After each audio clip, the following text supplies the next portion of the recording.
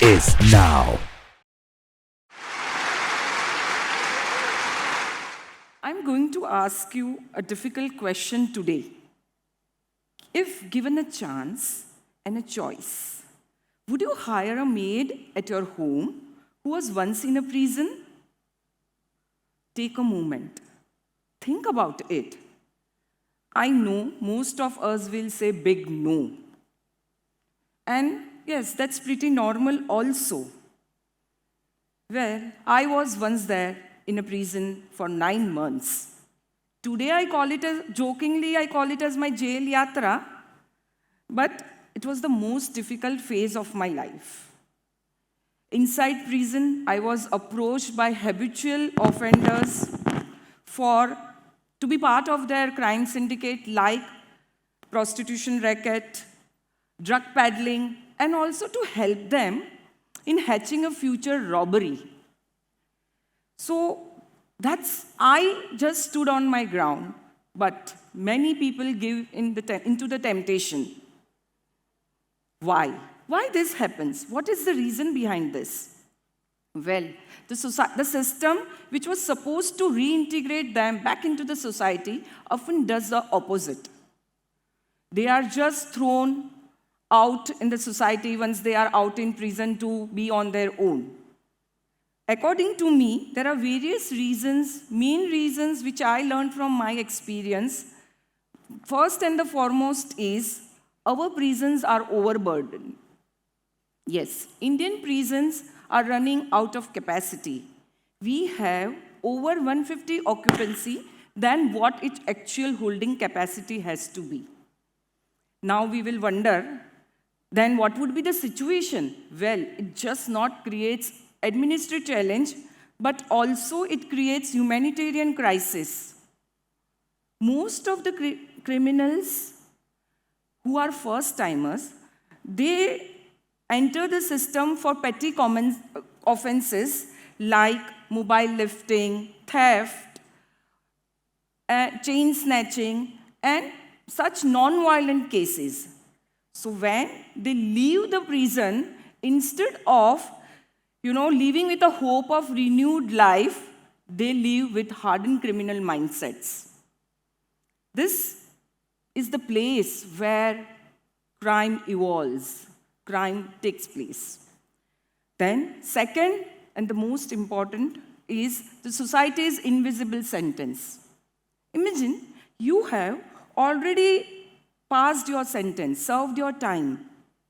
You should be happy to come out. But no, that doesn't happen. You are judged. You are rejected by society at large. You are denied jobs. There are rejections from communities. And yes, people think you to be most unworthy of trust. Well, I face this challenge myself. I'm even facing the challenge right standing in front of you. Forget about me. My son has faced the rejection where he had no role to play. He was denied admission in college. That's the irony of life. How many of you must have heard this phrase? Once a prisoner is always a prisoner, or to be very, in a layman language, you can say, once a criminal is always a criminal. This is the label that follows them wherever they go, even after serving their sentences. Right? Like in my case, my son was labeled as a son of murderer, which is really very unfortunate. So this stigma, which we call it as an invisible sentence, society offers us. How, in such situation, how are we going to rebuild their life? How can they move ahead in life? They get into the door which is open for them, and that is not they want to do, or that's not they like it. Third, prisons acts as an recruitment hubs. As a reporter, I used to cover underworld crime, IB, raw. So I used to even cover jail. At that time, I had done many stories about how gangsters does recruitment of their, placement, what we call it nowadays, college placement. So there is a jail placement. That's how they handpick vulnerable inmates and, give them a felicitation to be a part of underworld gangs. This is very easy.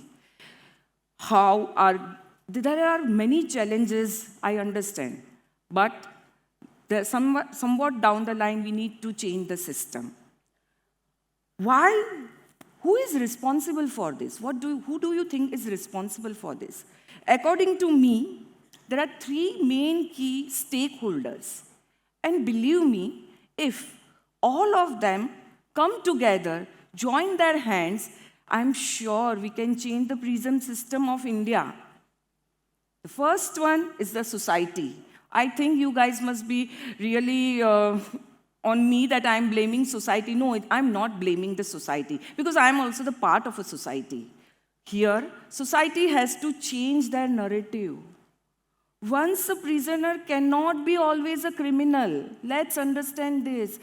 We need to give them space. We need to give them second chance. I guess everybody deserves second chance in life, no matter what he or she has done.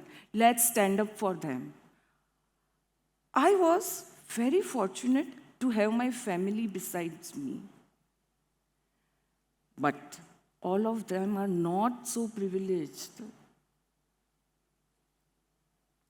We as a society can help them, I feel. Second one is government. We are so used to blaming government for everything. Whatever happens in our life, we are supposed to blame government. And God, obviously. But that's not even true all the times. There are various policies is there already for prison reforms, but it's not executed. So, policymakers should come forward and make policies which are helpful in reforming, such as they can conduct various skill-building workshops. They can also give financial literacy to inmates. They can, at the same time, make them part of some initiative where they may be helpful. Policymakers should develop a vertical which will be very useful for prisoners to live a normal life. The last one is prisoners themselves. Yes, they have to acknowledge their past mistake and they should work on their self-improvement. So, I come again with the same question. Would you hire a maid at your home who was once in a prison? I hope now you see this situation in a different light. I genuinely request everyone who is present out here, please don't judge anyone with their past. Instead of that, we can ask ourselves, how can I help in rebuilding this person's life? How can I help to break this cycle? Because in the end, it's in our hand whether the prison we want to create is rehabilitation, does rehabilitation, or it gives recruitment. Thank you.